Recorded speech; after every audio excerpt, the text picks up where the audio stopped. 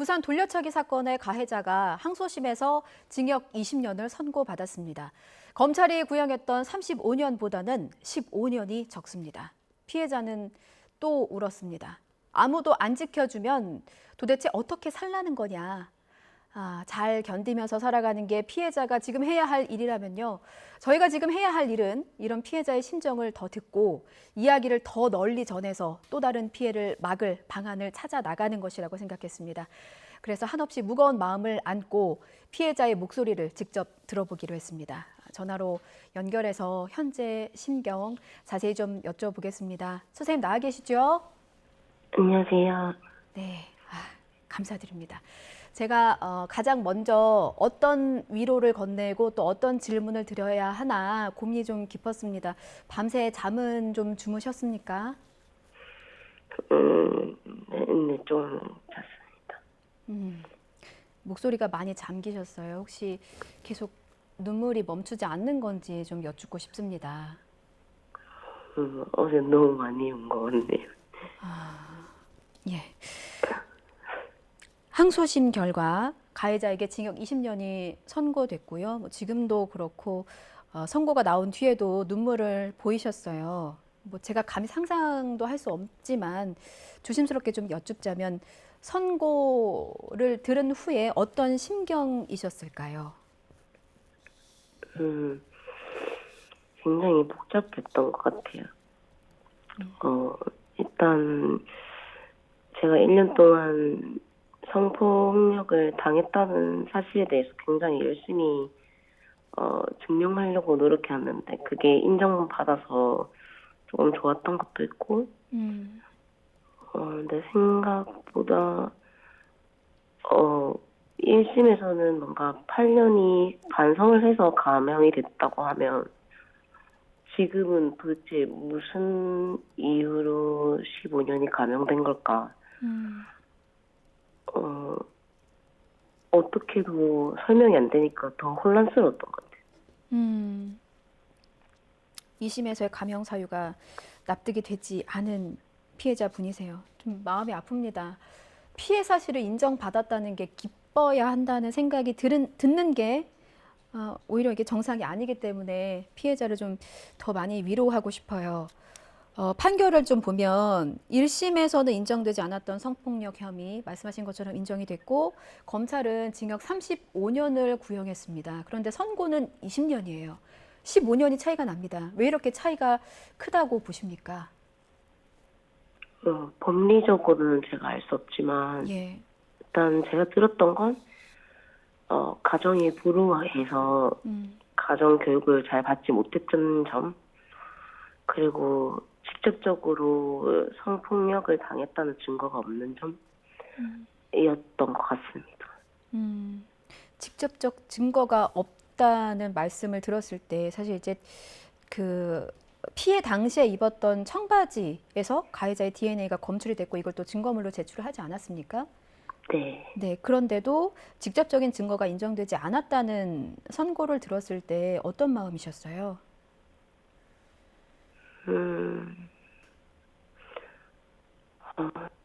애초부터 이런 조사가 있었으면 이렇게까지 왔을까? 그런 생각도 했고, 그냥 좀 착잡했던 것 같아요. 초기 수사에 대한 아쉬움이 또 진하게 남으셨습니다. 검찰이 징역 35년을 구형했을 때 혹시 일말의 기대도 좀 있으셨어요? 그러니까 징역 20년이라는 선고가 피해자분께서 예상을 하지 못하셨을 거다라고 감히 짐작을 해봅니다. 피해자께서는 어느 정도 선고를 받으면 조금이나마 위로를 받을 수 있었을까요? 사실 저는 그냥 평생 사회에 나오지 않았으면 좋겠는 게 제일 큰 바람이고, 예. 저도 그렇지만 제 가족들도 그렇고 그냥 저랑 똑같은 일을 누군가가 겪지 않았으면 하는 게 제일 큰 것 같아요. 또 다른 피해자를 막기 위해서 용기를 내고 계십니다. 검찰은 이제 판결문을 분석한 뒤에 상고 여부를 결정할 예정이라고 했습니다. 이제 상고 여부도 피해자에게는 사실상 결정 권한이 없다는 게 참 개탄스러운 일인데 혹시 검찰이 상고하길 원하시는지요? 그거에 대해서는 아직 의견을 들은 게 없고, 음, 진짜 피해자는 재판 당사자가 아니라는 걸 여기서 또 깨닫는 것 같고, 음, 피해자가 원해도 직접적으로 상고를 할 수 있는 방법은 없는 거, 그것도 굉장히 마음 아픈 현실인 것 같습니다. 그래서 지금 무기력함을 느끼고 계십니까, 혹시? 엄청나게 느끼죠. 참 피해를 추스르기도 벅찰 시간에 이렇게 방송 인터뷰를 한다는 게 정말 쉬운 일이 아니고 정말 어렵게 용기 내고 있으세요. 가해자가 20년 형을 살고 난 뒤에 사회로 복귀를 하면 50대에 출소를 하는 겁니다. 그런데 앞서 가해자가 보복을 시사하기도 했었거든요. 지금 피해자께서는 얼마나 불안하십니까? 어, 원래부터 짐작은 했지만, 예, 그렇게 상세 주소까지 외워가면서 이렇게 보복을 직접적으로 계획하고 있는지는 몰랐었는데, 예. 이게 결국 나로 끝났어야 되는 일인데 괜히 내 가족과 내 지인까지 다치면 어떡하지? 그런 노심초사의 마음도 있는 것 같아. 음, 음. 재판부는 신상 공개 10년을 명령하기도 했습니다. 이 판단에 대해서 어떻게 보세요? 앞서 언론 인터뷰에서 합법적인 테두리 안에서 신상 공개가 되길 원하고 있고 또 판단을 기다리고 있다 이런 말씀을 하신 바 있거든요. 네. 네, 신상 공개 10년은 어떻게 보십니까? 사실 저는 그런 성범죄자 알림은 특정 지역의 주민들이 할 수 있는 거라서 그거는 당연히 이루어져야 되는 거라고 생각하고요. 예, 제가 애초부터 원했던 건 그냥 모든 사람들이 그 사람에게서 억울한 일을 당하지 않았으면 좋겠다라는 생각에서 계속 이렇게 언론화를 시켜왔던 거고, 예, 저도 정보가 많이 있었어요. 음, 굳이 제가 그렇게 특정 지역에 알릴 거였으면 저도 충분히 할 수 있었을 것 같아요. 음, 혹시 10년이라는 기간은 좀 납득이 되십니까? 음, 모르겠어요, 그거는. 예. 재판부가 가해자를 굉장히 질타했어요. 잘못을 뉘우치지 않고 있다라고 질타했는데 직접 출석해서 보셨잖아요. 가해자는 어떤 태도를 보이던가요? 계속 그냥 눈을 감거나 밑을 보고 있었던 것 같아요. 피해자와는 눈을 마주치지 않았습니까? 안 마주쳐더라고요. 예. 반성의 기미는 혹시 보이던가요? 아니요. 그 모습을 봤을 때 혹시 피해자분 어떤 마음이 드셨을까요?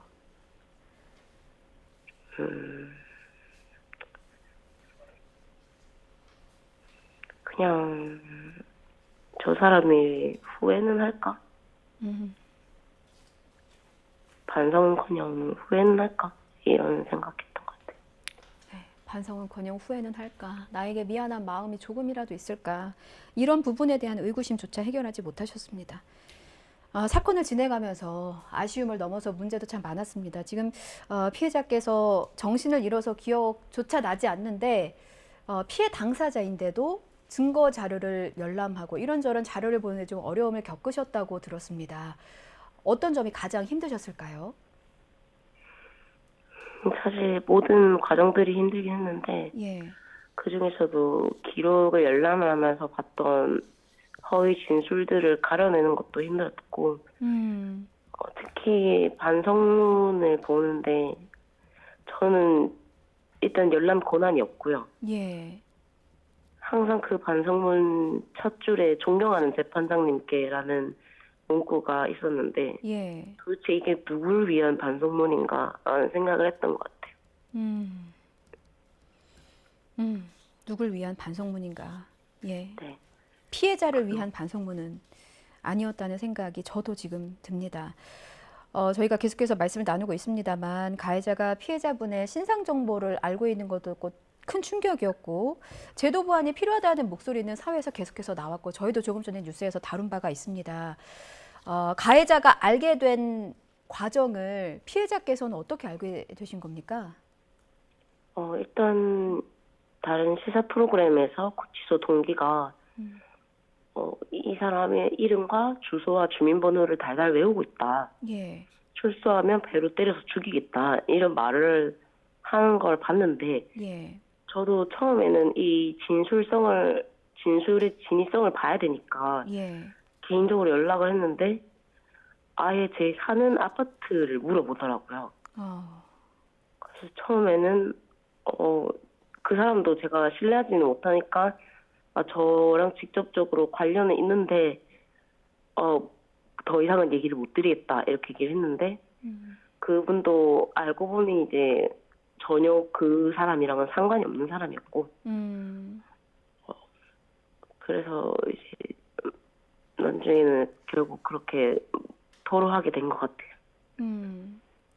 그런데 이제 제가 알고 있기로 지금 피해자께서 머물고 있는 집은 한번 이사를 한 집이잖아요. 네. 예, 가해자가 지금 이 집 주소를 알고 있다는 말을 듣는 순간 혹시 정말 이사를 가야 되나? 내 주민번호 다 알고 있는데 어떡하지? 이런 걱정을 지금 계속해서 하고 계십니까? 그거는 너무 당연하고 도대체 이사를 몇 번 가야 될까 그런 생각도 하고 왜 나로 끝났어야 되나 왜 가족들이 피해를 입으면 어떡하지 그런 생각을 합니다. 나로 끝났어야 되나? 피해자께서 차라리 죽었어야 했냐? 이런 말씀을 사건 초기에 하셨어요. 어제도 판결이 나오고 나서 어떻게 살라는 거냐? 라는 울부짖음을 저는 아직도 가슴속에 기억하고 있습니다. 지금 혹시 가장 힘든 점, 항소심을 준비하면서 가장 어려웠던 점 어떤 건지 좀 여쭈어도 될까요?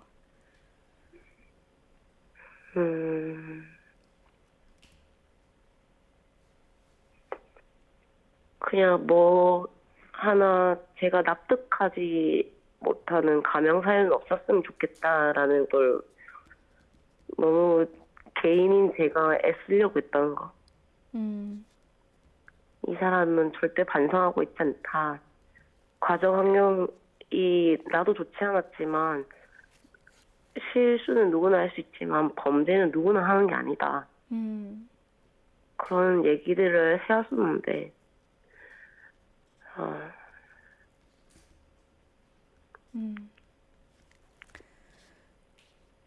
여전히 피해자께서는 납득하지 못하는 감형 사유로 심적인 고통을 겪고 있으세요.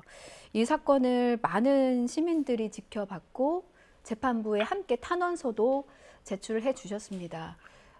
혹시 시간이 지나면 이 사건이 잊혀질까 우려되는 점은 없으실지요?